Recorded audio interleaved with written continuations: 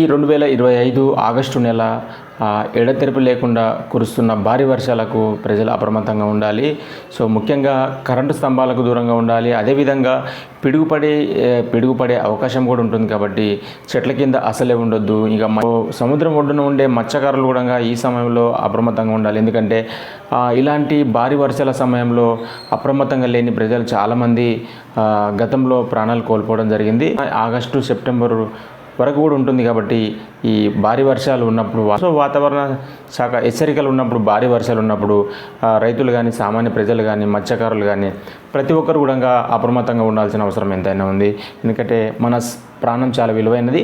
So మనపై మన కుటుంబం ఆధారపడి ఉంటుంది. మన కుటుంబం కూడా సేఫ్గా ఉంటుందని మనం గుర్తుంచుకోవాలి. ఈ సంవత్సరమే కాదు, ప్రతి సంవత్సరం కూడా ఇలా తుఫాన్లు ఉన్నప్పుడు భారీ వర్షాలు ఉన్నప్పుడు ప్రతి రంగంలో ప్రతి ఒక్కరు కూడా అప్రమత్తంగా ఉండాల్సిన అవసరం ఎంతైనా ఉంది. సో ఫ్రెండ్స్, బీ కేర్ఫుల్, అందరూ అప్రమత్తంగా ఉండండి.